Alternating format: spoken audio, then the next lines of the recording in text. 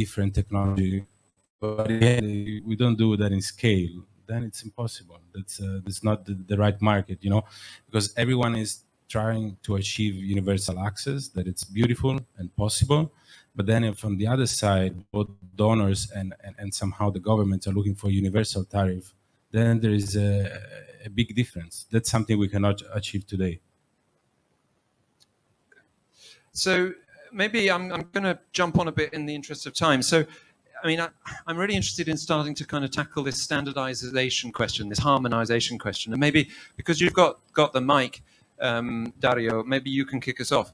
You know, given that there are a number of different programs and a number of different, you know, grant programs that you can apply to, etc., you know, how do you think harmonization is going to happen? Or what kind of harmonization do you want to see? Yeah, so first of all, I believe that, you know, and I speak also on behalf of AMDA, the mini-grid association, that there is really little space for the mini-grid developer to express what we are looking for. So I think that donors are trying to achieve their objective, but without listening really what's going on the ground.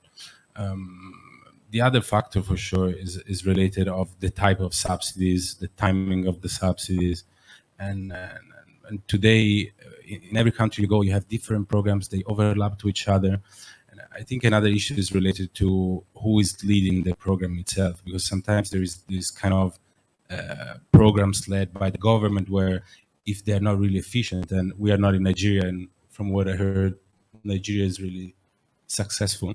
Most of the time, leaving the program to governments can be a impediment to the speed of the implementation. Like in Uganda, we faced the government doing 2-3 years of feasibility studies, and then there was a big gap between our expectation and what was actually on the ground. So that's for sure another issue. And the other one is an open discussion probably between donors, because it seems that everyone is trying to achieve, again, the same objective, but in a different way. So I think these are the main issues.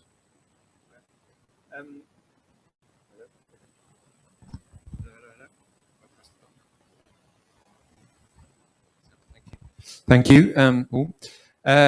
Over to you, back to you, Ieva. What does harmonization look like for you? What does that mean? Harmonization. What things do you want to see harmonized? Are we talking specifically about the RBF programs? Because I think what's yeah, interpret can it I as you will. reinterpret the question? Yeah, you can. That's what's interesting. Good. So maybe I'll take it slightly beyond the viability gap and to talk a little bit about the importance of collaboration, I guess, as well as standardization between, you know, funders such as REPP and DFIs and everything. And I think that kind of, you know, all of us also come with a lot of different requirements, as I'm sure, you know, Dario will know. And so there needs to be, you know, we are, you know, REPP, Camco are members of the mini-grid funders group. So is, I think, you know, CrossBoundary and others. We do probably need to take it further and more actively try to collaborate, especially, of course, when we are, you know, investing in the same company or same project portfolio. And that is happening, but I think not to the degree that probably developers would like to see. So with REPP, we're really trying to encourage due diligence sharing, for example, if it's a third party sort of due diligence that in fact related to REPP's mandate, and we're sort of incentivized to do this. But also, you know, really trying to align between between what our requirements are and the other funders' requirements are. So in Sierra Leone, through REPP, we actually funded 2 of the mini-grid concessionaires, and there, especially on the legal side, which relates to the sort of the bankability of the concession agreement. You know, okay, we were in that case funders of these 2 developers, but we try to basically make sure that we are aligned at least, and then also, you know, in one case it was we were the only lender. I think in another case we worked in partnership with another DFI. So we worked, you know, to also find an agreement of what is acceptable for both of us. And then again, in Lesotho, we invested in One Power's mini-grids together with the DFI. And I would say that was actually a very successful sort of collaboration where we openly try to also be adaptable. And, you know, I think where we landed in the end was not probably where we started, but always have this idea that we should find more common approach to what we're requiring from developers. Gabriel? Are you going to start sharing your due diligence? Well, we open sourced our entire approach, so I think we're big fans of the approach that Ieva said. I think there might be some limits to the DD that we share, but for sure, I think the more collaboration, and I think the big missing piece maybe is, it's pretty simple, but the interaction between these donor programs consulting the private sector in terms of what they need. I think the IFC is doing a great job with its scaling mini program in the DRC. They've had 2 4 or 5 hour sessions where they've had developers, investors, and they said, hey, this is how we're designing the program. And people have said, that looks great, that doesn't look great. And that's the first time, at least, we've had the opportunity to do that on a program. And I think that will have, and it's a lot of work, right? It's annoying having all these people tell you, how to change stuff. But I think the end result will be a program that will work for the private sector. Yeah, it's a good point that you've raised there around scaling mini-grids. I've got a follow-up question for Gabriel. And I think they've worked really hard, as you say, to create that collaboration, to create that consensus of opinion. And I think what's very exciting is that my understanding is that they'll be publishing actually or open sourcing a lot of their materials fairly shortly. And therefore, I suppose just my quick follow-up question is, whose responsibility is it to drive that harmonization? Does it have to come from the DFIs? Do we need to get better at coordinating? And is this an example of such leadership? I think it's having AMDA in the room. AMDA knows what its developers need. I think they've done benchmarking on technical specifications. They have an operating manual for how to run an RBF that takes into all the feedback of the last 6-7 years. So yeah, we have a trade industry body, AMDA, and they're not a private company, but they don't represent any particular interest. But I think them being invited to input on every program would be an obvious way to do it. Yeah, quickly, yeah. I think we work very closely with AMDA, so it's a very good point. But at the same time, AMDA is primarily representing developers and sort of sponsors, and I think there's also space for lenders to get involved or be involved in these discussions a bit earlier on than sort of once the concessions are signed and suddenly we have these requirements for additional changes that the governments then don't want to address because they think the deal is signed and delivered. So we need to have multiple sort of stakeholders earlier on in the process. That's my view. Daniel, maybe you can finish us off on this section. What harmonization do you think is required, and how is it that you're trying to bring in a much more standardized approach to your RBF and indeed your concessional debt products? Yeah, so one of the first things we did in terms of harmonization is get market insights in terms of the countries the developers are keen to look at, and we also had a number of discussions with AMDA. So we believe, first of all, getting perspectives from the developers, and one of the key insights we got was when it comes to expansion, it's better building on a country that the developers have had sites, because it's easier to scale from that point, especially if the pool of RBF resources that were deployed have not exhausted the pipeline that's available. So we are looking at countries where pipeline is available and the resources that were deployed have been maxed out. So that's one area of harmonization and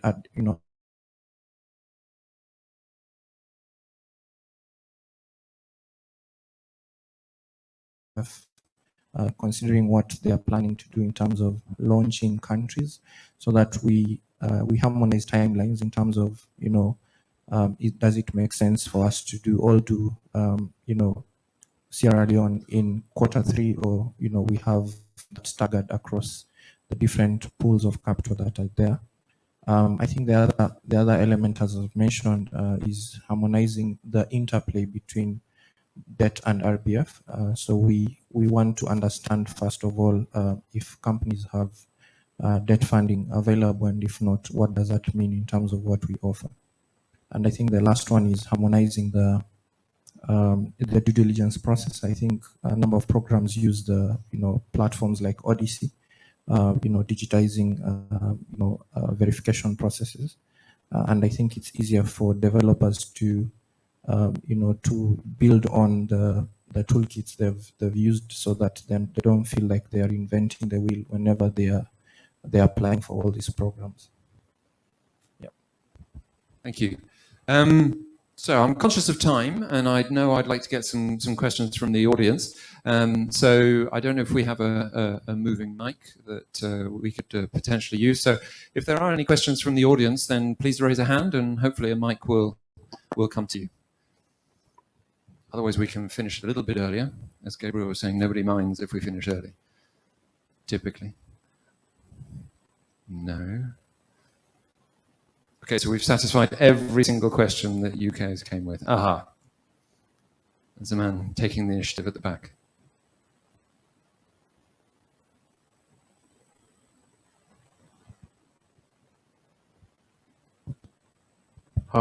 Yes, okay. Alexis Chamina from General Izilein, mini-grid developer. A question regarding the demand risk for mini-grid. What could possibly be an instrument to provide comfort for investor to cover the demand risk, which is today the main risk for mini-grid developers, and the main reason why we got access to, let's say, not that good financing conditions for our projects, and maybe GFIs could help for that. Thank you. Okay, who wants to tackle that one? Dario, you want to answer that one, and then maybe one of the financing colleagues. Dario, you start. No, you, Dario, you start. Okay, so I think first of all, at least on our side, the main mitigation instrument is within the company. So the moment you're focused on demand growth, somehow you're at the risk in the investment. And that's why we are shifting the risk related to electricity to a less risking environment that is agro-processing. So agro-processing is there. The need of ice, of water is already there. So it's really easy to predict what they need. But as you know, it's really hard to predict how much electricity they need because they never had access to such a type of service. A really good, I think, interesting instrument is one that the World Bank is structuring as the minimum offtake guarantee. And that's something that can be, for sure, at the beginning, probably a bit expensive in the short term. But going forward, I think is the right instrument to give the developers some visibility on the offtake. And then probably once we reach scale, the instrument itself can somehow reduce the need of an instrument. So I think this one could be really a success solution for us. I mean, very, very good answer. I think both of these aspects. So from the donor perspective, I personally think that the RBF programs should incorporate the productive use element. I know that developers are, first of all, maybe they are primarily there to deliver electricity. Not all of them are necessarily too interested or well placed to support productive use, but that's the reality that, in areas where they work, they have to do it. And then having to apply for, this kind of, as you were mentioning, sort of small scale pilot stage every time kind of funding.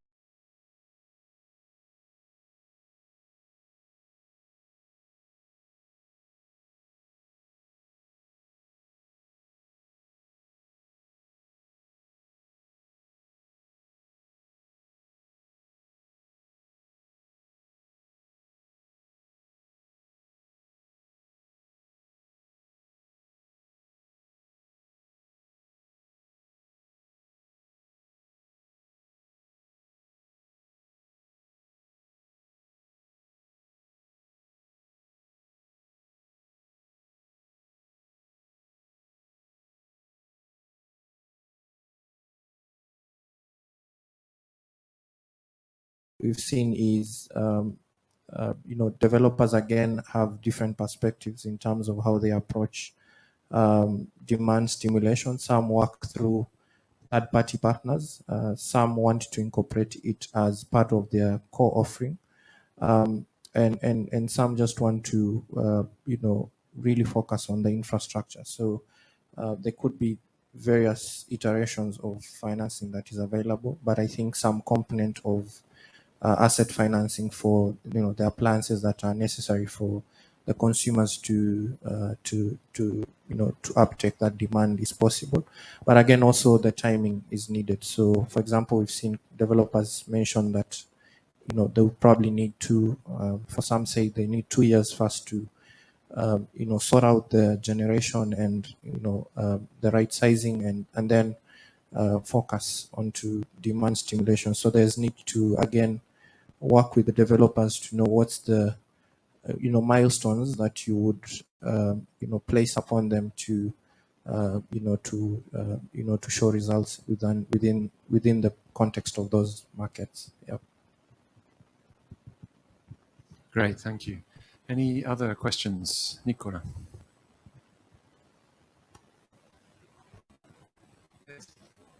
See? Okay. Thanks, Benjamin. Thank you very much. Nicola Bogatti from the EU Technical Assistance Facility.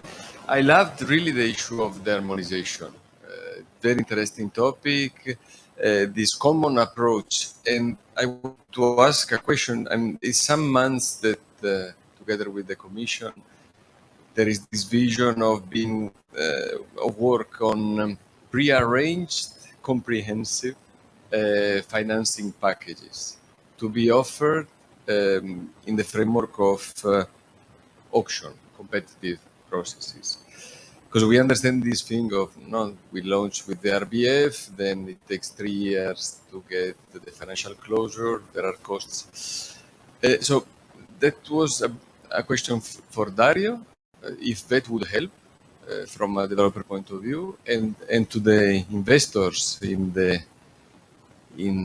panel, if these your instruments could join, let's say, a DFI-led, of course, government-led with DFI support process of packaging, the electrifies, the phase, the CFAS, and your instrument. Is this something that is doable to go toward this harmonization? Thanks.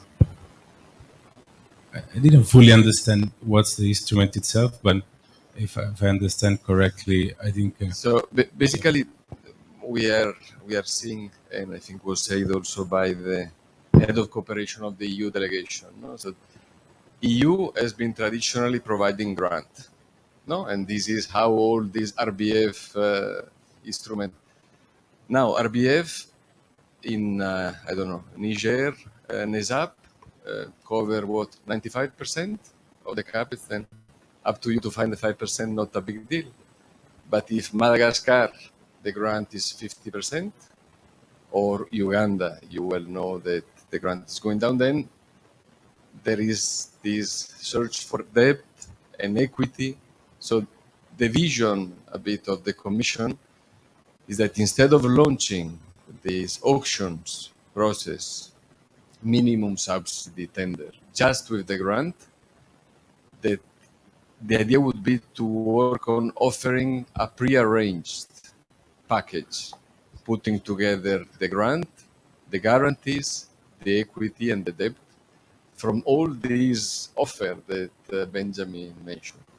So the question to you would be, is that useful for the private sector? And the question for a financier is if this package could be joined by your instruments. Thank you. Is it clearer? Yeah, absolutely. I think that would be a dream to have everything in one platform, access to that. And obviously, if you provide equity, debt, and grant, you really don't need us now. But jokes aside, that would be perfect. I think now there is already a trend from some donors and DFIs to try to do both, and I think even that's your direction as well. So that's perfect, because in the end, as we were saying, you need that construction debt to arrive to the point where the donor will reimburse you the expenditure. So that's a perfect instrument, and I would say, as long as, because we discuss with many development banks, but in the end, I think that they're not that open to take such a big risk because they don't see such a big value behind mini grids, because it's true, it's an asset, it's tangible, but in the end, the moment you don't have a PPA, you don't have a guarantee on the offtake, then it's still a massive risk. So, but absolutely, that would be fantastic. Daniel, do you want to maybe tackle this, given that it's this kind of one-stop shop that you were talking about? Yeah. I think it's we've known that doing it, offering one product, you're often relying on the market to crowd in, which was the original premise of RBF.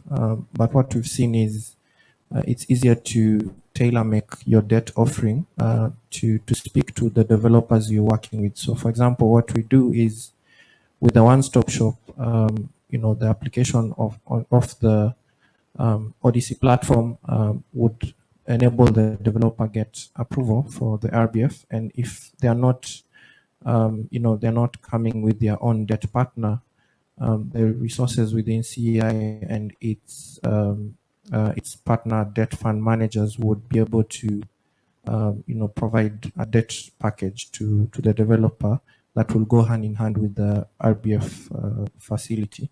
And as mentioned, because we took cue from some of the work the likes of CrossBoundary has done in terms of asset costs and working with on a project finance approach, we also will utilize a portion of the resources for technical assistance in terms of developers who are not up to date in terms of putting the necessary legal SPVs and structures to absorb that type of capital, in a true kind of ring-fenced manner. So we think we could be more or less trying to address that, but of course the market is so big, and we hope to even work with other providers like what we've had around the guarantees and other products,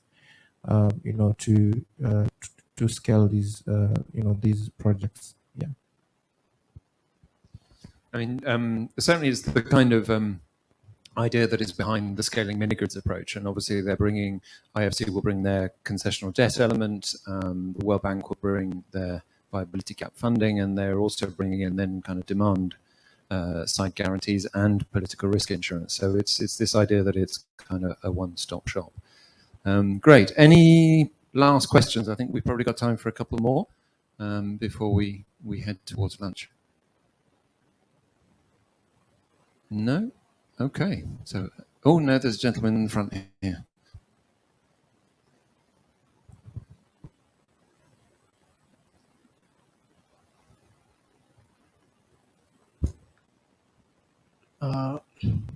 My name is Eliudi from Power Gen Renewable Energy. Just curious to Gabriel, when you are speaking about the success in your operation in Nigeria, you mentioned about regulation was like on top of criteria when defining the success. Just to understand, what are the other criteria which make Nigeria to be the best in operations?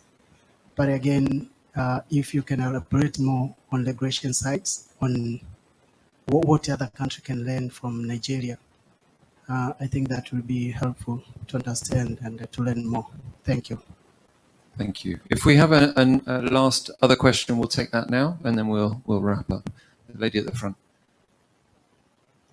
Thank you. My name is Nema Shire, and I'm from the Norwegian Embassy here in Dar es Salaam. I just wanted to get to understand a little bit from the panelists. When you said the speed, and I think we can all agree in this room, everybody wants to be, make sure that speed is met, but just to get a little bit of your reflections when it comes to your engagement with the government. I mean, we are doing a lot of programs to build capacity with the government counterparts, but could you expand a little bit more on that segment? What specifically what kind of skills gap or knowledge gap that you're seeing? The other, I think participant was also talking about issues related to tendering and all that, but is that all? What areas would we be looking at from the development partners' perspective? Thank you. Great, thank you. Do you want to kick us off, Gabriel? Sure. Thanks, Elliot. So there are 4 things that we, as an investor, we look for from a regulatory subsidy point of view. So tariff, permitting, grid encroachment, and then the subsidy scheme. So the reason why we kind of have been saying Nigeria has been attractive is, I think on the tariff, they have a very clear tariff setting model.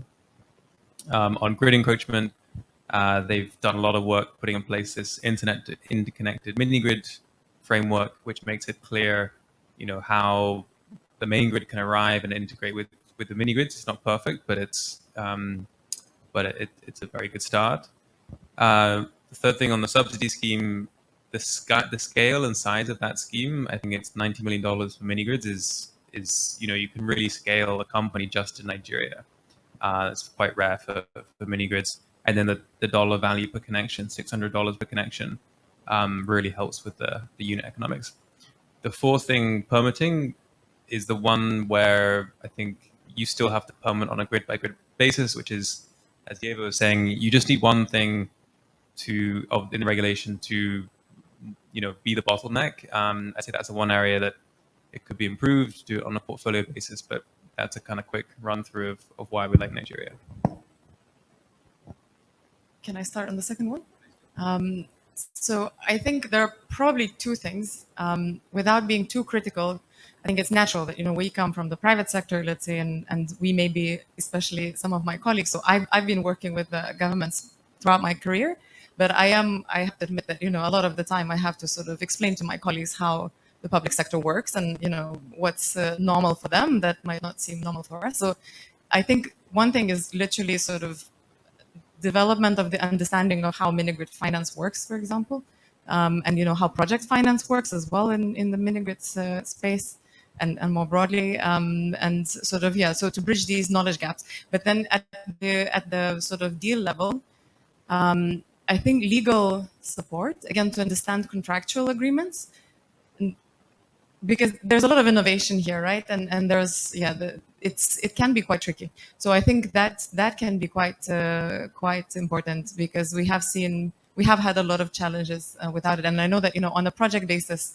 especially for larger scale infrastructure, AfDB's ALSF, so the African Legal Support Facility, is providing this kind of technical assistance to the governments. But I think it's specific on a project basis. It's upon request. It's sort of more maybe short term. So having that kind of embedded support, I think would be helpful from our perspective. Yeah, I think one is approach to regulations.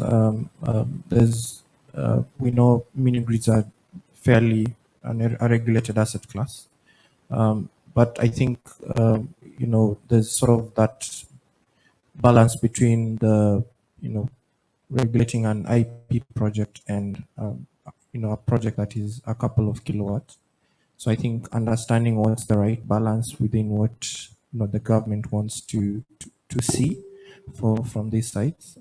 That sort of understanding that this is small infrastructure. So what are the right fit, lightweight regulations? I think Gabriel has already alluded to portfolio approvals as one, large sort of element in the permitting process. I think the other aspect is approach to integration. So what we've seen is, in most cases, there is often a 2 to 3 or even more year gap in terms of the time in which RBF or tender programs are designed to the time in which they come to the market. And at that time, even in some countries like Kenya, the public utility is already going on with its electrification program. So you find in some cases the data that was used to mini grids again has been expired based on time.